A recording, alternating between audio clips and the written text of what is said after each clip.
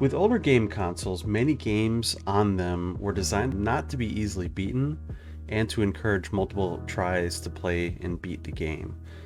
Back when I was a kid, you often only bought or rented one or two games at a time, and many times you didn't have a lot of information to go off of before you bought a game, other than what you heard in a gaming magazine, what you saw in the box art, or what you heard word of mouth from your friends. Even today, we all hardly agree on what a good game or a bad game is. So imagine if I recommended a game to a friend and they didn't like it, then what then? You're stuck with the game, right? Well, one way to extend the life of a dull game or a game you just couldn't beat, or you were actually playing through for maybe the 100th time. You love the game, but you wanted to keep playing it, was to cheat.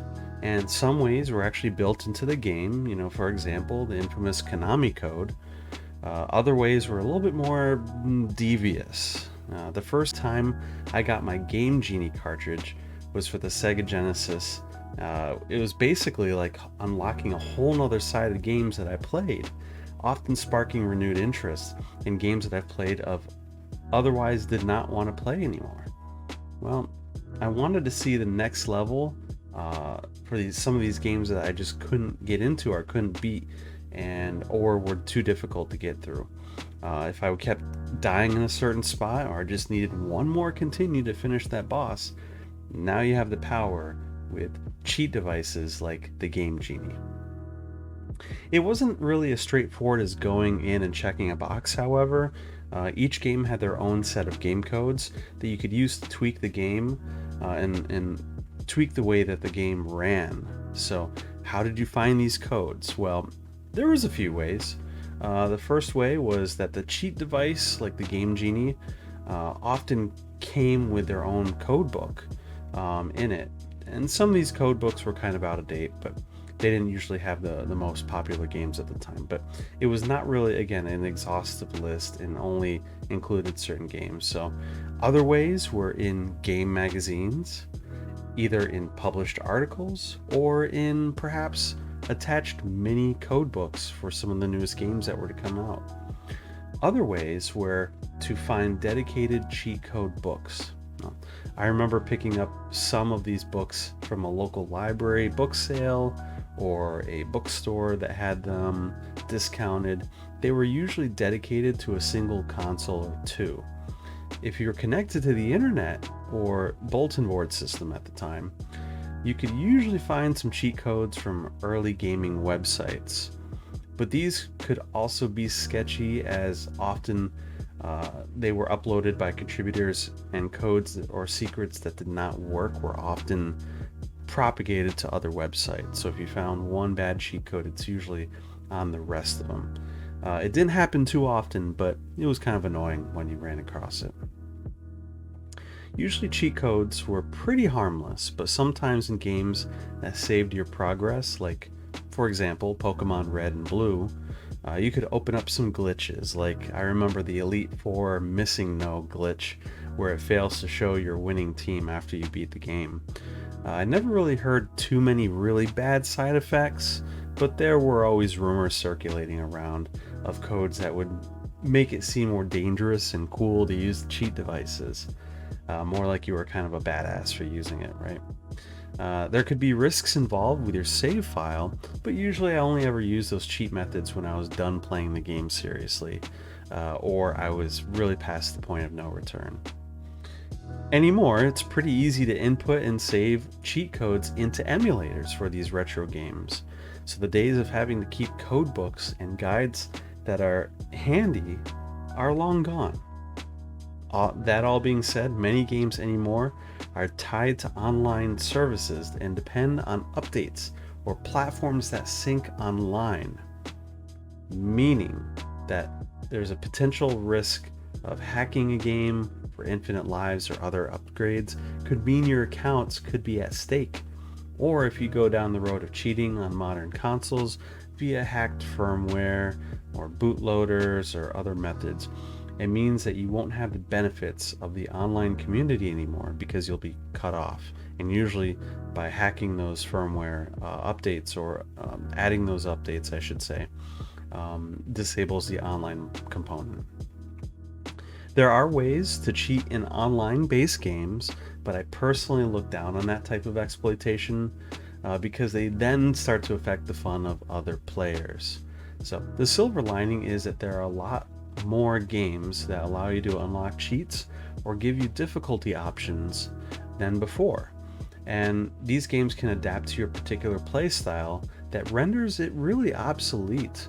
A lot of the original motivations for cheat codes in the first place that I used to have, particularly for me, of course.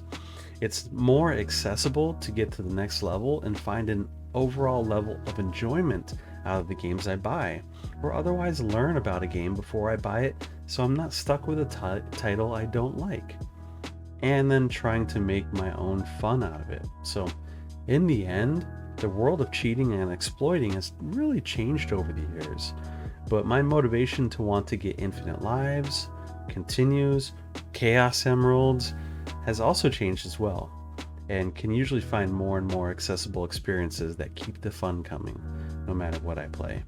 So all in all, the fact that these methods have really changed and traditionally have gone away from what it used to be, I still don't think it's a bad thing. However, again, the online proponent really does change up the factor where now you're messing with accounts that are tied to online systems, and you might lose money if you lose access to those accounts because you can't access those games that you bought anymore.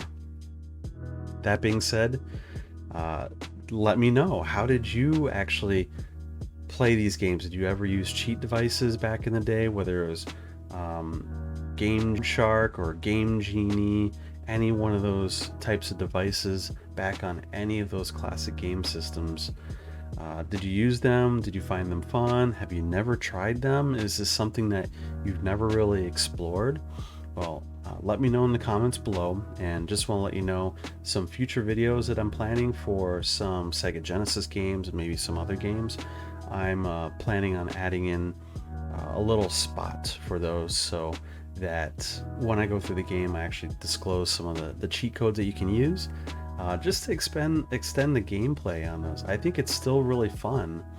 It's kind of a lost art going through and using a cheat device to go through and complete the game. I know with the world of game collecting anymore, some people really don't play the game, some people do, but I find myself, especially with a catalog of games, sometimes you just don't spend the amount of time that you want to spend with a particular game. You try it out a little bit, you have some fun, you move on to the next title that you want to pick up, the next score, right? So I want to take a little bit more time to dive back into how I played originally and using some of those cheat devices, extending the overall fun. So this should be pretty fun. I'm not sure exactly how often I will do that, but I definitely want to work it a little bit more into some of my quick picks or other retrospectives on certain games. So let me know if you use those devices back in the day, if you continue to use them today. I don't really hear a whole lot about Game Genies and cheat devices on retro game consoles. I feel like that hasn't really been a conversation that's happened in the community quite a bit. So let's go ahead and spark that conversation. Let me know if you use them. If you're interested in any specific game cheat devices, I usually only have the Sega based ones at the moment, but I may be looking into some more of the Nintendo or the other brand cheat devices. So let me know what you think about it. Are you excited about cheat devices? I know I am.